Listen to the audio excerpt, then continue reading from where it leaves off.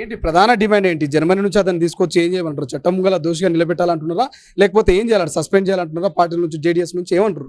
Party నుంచి suspend చేయాలి, మా మహిళా సోదరులందరికీ న్యాయం చేయాలి. ఇది మాకు కావాల్సింది. మేము అడుగుతుంది ఇదే. అతను పారిపోయే విధంగా అవకాశం ఇచ్చింది ఎవరు అని అడుగుతున్నా. ప్రధానమంత్రి ఎందుకు మాట్లాడతలేడు? ఫస్ట్ ఆఫ్ ఆల్ ప్రధానమంత్రి మాట్లాడాలి, ఈ ఇష్యూ పైన మాట్లాడాలి. ఇది ఒక్కటో ఇద్దరో మహిళలకు సంబంధించిన ఇష్యూ కాదు.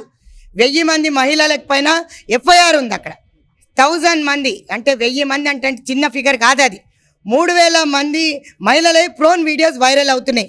దేనికి సంకేతం ఇస్తాడు? ఈరోజు కిషన్ రెడ్డి ఎట్లా గెలుస్తాడు, బండి సంజయ్ ఎట్లా గెలుస్తాడు, అరవింద్ గారు ఎట్లా గెలుస్తారు, ఈటల రాజేందర్ గారు ఎట్లా గెలుస్తారు? మరి బీజేపీకి సంబంధించిన నాయకులకు ఎవరికి కూడా మహిళలు ఓట్లు వేయరు. ఎందుకంటే మాకు న్యాయం చేయాలి. మొట్టమొదటిగా వీళ్ళందరికీ కూడా న్యాయం చేయాలి. ఇతన్ని తీసుకురావాలి. ఈరోజు తండ్రి కొడుకులు కలిసి 3000 మంది ప్రోన్ వీడియోలు తీసి వైరల్ అయ్యే విధంగా ఆడవాళ్ళ జీవితాలతో మాట్లాడి ఆడినప్పుడు ఏ విధంగా వీళ్ళకి ఓట్లేస్తారు చెప్పండి? మీరే చెప్పాలి. ప్రజలందరినీ అడుగుతున్నాను, ఏ విధంగా ఓట్లేద్దాం మనం చెప్పండి. మన పిల్లల భవిష్యత్తు చూసుకొని అంధకారంలో నెట్టకుండా రాబోయే కాలంలో ఆలోచించి తీర్పు ఇవ్వాలనుకున్నాను. బీజేపీకి మాత్రము మీరు ఓటేస్తే మన పిల్లలకు మళ్ళీ రక్షణ కరువు అయిపోతుంది. బ్రిజ్ భూషణ్ సింగ్ కింద మేము చాలా ధర్నాలు చేసాం. ఢిల్లీకి కూడా వెళ్ళి జంతర్ మంతర్ దగ్గర ఎన్ని ధర్నాలు చేస్తే ఒక ఎఫ్ఐఆర్ కట్టలేదు. ఒక ఎఫ్ఐఆర్ కట్టమని చెప్పి ఆదేశాలు ఇవ్వలేదు. ఈరోజు నేషనల్ ఉమెన్ కమిషన్ నిద్రపోతుంది అని అడుగుతున్నా. What is national women's commission is doing? Today I am also an advocate, but we demand justice to our sisters. ఈరోజు ఖచ్చితంగా వాళ్ళకి న్యాయం చేయాల్సిందే. ప్రధానమంత్రి ఎట్లాంటి న్యాయం చేస్తాడు, అతన్ని సస్పెండ్ చేసి ఏ విధంగా అమెండ్మెంట్స్ తీసుకొస్తాడు, అట్లాంటి వాళ్ళకి ఎట్లాంటి శిక్ష వేస్తారనేది మాకు చెప్పే వరకు మా పోరాటం ఆగదు. ఒకవేళ నిజంగా ప్రభుత్వం యాక్షన్ తీసుకోకుండా ఎటువంటి శిక్ష వేయకపోతే మహిళా కాంగ్రెస్గా మీరు ఏం చేద్దాం అనుకుంటున్నారు? భవిష్యత్తు కార్యాచరణ ఏంటి? మీరు నేను ఒక తల్లిగా చెప్తున్నా, అట్లాంటి యదవులను మాత్రం ఎన్కౌంటర్ చేయాలని అడుగుతా. 100% ఎన్కౌంటర్ చేయాలని అడుగుతా.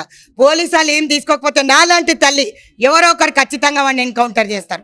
ఎందుకంటే ఇట్లాంటి ఏ తల్లి కూడా సహించదు. ఇక్కడ ఉన్న ప్రతి ఒక్క తల్లి పిల్లలను ఎంతో కష్టపడి పైకి తీసుకొస్తుంది.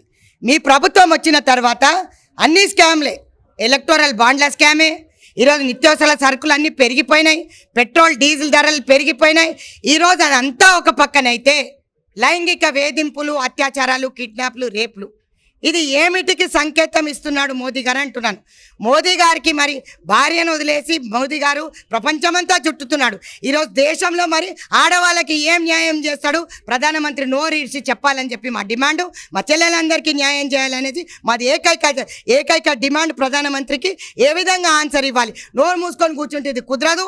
హోంశాఖ మంత్రి దీనికి ప్రధానమంత్రి బాధ్యులు కాబట్టి దేవగౌడ గారు గతంలో ప్రైమ్ మినిస్టర్ ఉండే, 4 సార్లు సీఎం ఉండే, ఈరోజు కొడుకు మన్మడు చేస్తున్న అరాచకాలు ఇంత అంత కాదు.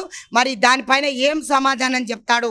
నోరు తెరవాలి, ప్రధానమంత్రి సమాధానం చెప్పాలి, మా వాళ్ళకి న్యాయం చేయాలి. ఇది మా డిమాండ్.